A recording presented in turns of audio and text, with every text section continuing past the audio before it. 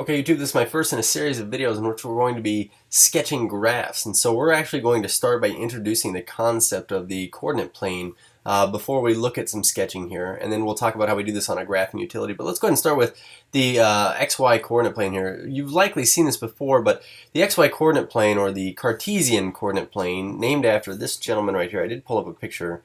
Rene Descartes, okay? This is Western father of modern Western philosophy, some people refer to him as. But basically, conceived of this XY coordinate plane as the intersection of two number lines at their 0 points here at a right angle. And so we have some x-axis here, and we have some y-axis. And we tend to separate this into 4 quadrants, starting with 1 up in the top right corner. So you have 1, and then counterclockwise, 2, 3, 4. And you'll notice that we use Roman numerals here. It's very typical to do so, but this allows us to represent a point in space which would basically build a bridge between algebra and geometry here. So what you'll notice is, at least this graph right here, I've got a couple of points graphed in the screenshot, and these ordered pairs is what we refer to these as, is ordered pairs. And order does certainly matter here. We say is some combination of x and y paired together. So for instance, negative 5, 3 would mean on my x-axis I would deviate left 5 since it's a negative 5 direction, displace negative direction, then up 3. And then you just draw a dot right here. We said this point would represent negative 5, 3, whereas this would be right 3 down 5, okay? And you could certainly do the y part first, but order matters here. That's why we call them ordered pairs, so we tend to do the x part first. So really quickly here, let's just make sure we know how to graph these. And actually what I want to do is graph them, give the indicate a letter, and then also tell what quadrant these lie in. So if you can see this here, it says negative 2, 4. Well, what this would mean is we would, starting at the origin, go left 2 on our x-axis, and then we would go positive 4. So 1, 2, 3, 4. Draw a dot. We'll call this the point A. And I do want to classify this, but this did occur in quadrant 2. Whereas 4, 2, well, this would mean starting at 0, 0, the origin. Okay, this is what we refer to this point here as, is the origin. And that would have coordinates 0, 0. But we'd go right 4, so 1, 2, 3, 4 on our x-axis, and then down 2 on our y-axis. And this, of course, would be point B here, 4, negative 2. And this occurs in quadrant number 4. Okay. As far as these last 2 points, we say negative 3, 0. I do want to drop these in. Negative 3, 0 would just be on the x-axis, left 3. We're going to call this point C. And then 0, negative 3 would go left and right, none, down 3. But this would be the point D. And what I want to say about these 2 points is it does not lie. They do not lie in any quadrant since they're on the axes here. Okay. So the whole intent of this video is to talk about, well, then how can we use this idea of the XY coordinate plane to graph equations? Okay, we're dealing with equations that represent a relationship between 2 quantities, and we refer to these as equations in 2 variables, okay? But essentially, we use x and y quite a lot of the time to kind of substitute for whatever values there are, maybe distance and time. But we say that a solution to an equation in 2 variables is some ordered pair that satisfies that when the x and y values are substituted for x and y respectively back into the equation, we get a true statement, okay? So we can determine these solution pairs by creating a table of values, is what I have written here. And so what I want to do is essentially do this. Let's find some solution pairs. And you'll notice it says determine a set of solution pairs for the given equation. I've given us some equation here, y equals 4 minus x. But by completing a table of values. And so instantly what I want you to notice is we have 3 rows in our table here, the x values, the y values, and then what they are combined together. And so you'll notice that as far as the x values are concerned, I could have chosen any x values to plug into this. As a matter of fact, we refer to x on the x-axis here as our independent variable. So I chose a nice little middle section here of our coordinate plane from negative 3 to 3 to plug in, and you'll notice that I evenly space the x values.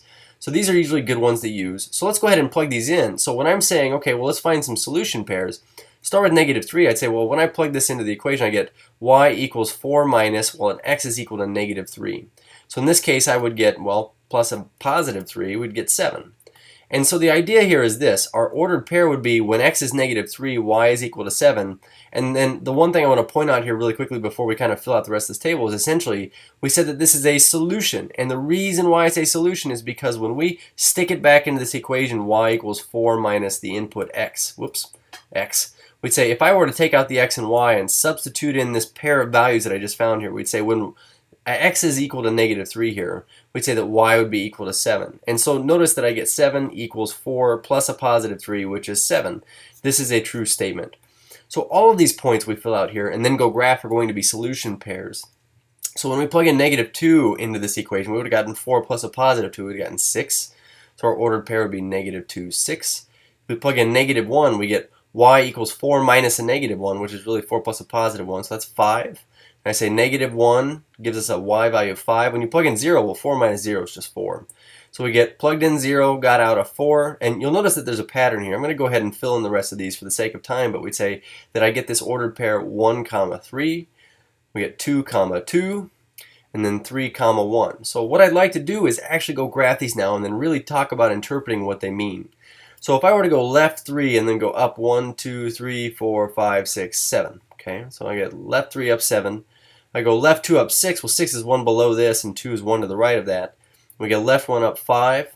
We have 0, 4 as a solution pair, and then we have 1, 3, 2, 2, and 3, 1. So these were the solution pairs that I graphed, but the question I want to ask here is, could we plug in even more x values? And yes, if we were to do this, you would actually see that we could actually plug in every x value, even if they were decimals, and get a y value back. So the appropriate thing to do here would be connect the dots. And we would say that really what we're doing, and I'm going to put arrows on the end of this just to indicate that it goes on forever and ever, and I'm even going to label this y equals 4 minus x.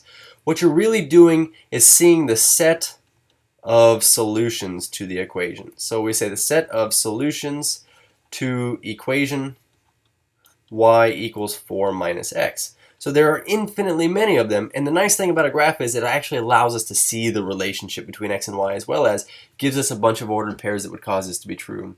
So really quickly what I want to do here is I want to graph this absolute value equation where we have the equation y equals the absolute value of x plus 1, and then sketch the graph of the equation. You notice that I didn't provide a table here. So the first thing we want to do is actually just go ahead and make our t-chart.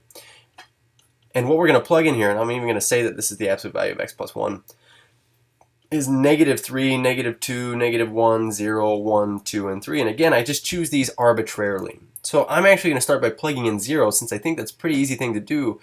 What we're essentially doing is saying it's the absolute value of 0 plus 1. So we plug in our 0 here for our x value.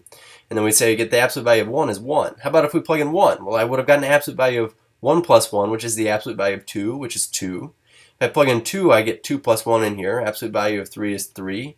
And then in here, if I plug in the 3, I'd get 4. Going backwards, though, what if I plug in a negative 1? If I get negative 1 plus 1 is 0, and the absolute value of 0 is 0. Let's plug in negative 2. Negative 2 plus 1 is negative 1, and the absolute value of that is actually 1. And then plug in negative 3, we get negative 3 plus 1 is negative 2, and the absolute value of that is 2.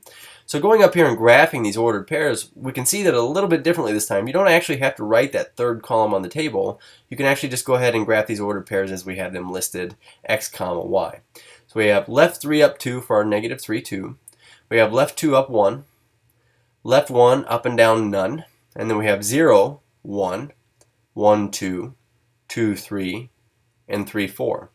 So what I notice is this right side of this graph is actually going to increase in the same fashion over here, and the left side, as a matter of fact, does the same thing, but kind of opposite. So we would say, again, we want to label this. We'd say that this is all of the solution values to this equation right here, and that's how you would construct a graph of those solution pairs. Cheers.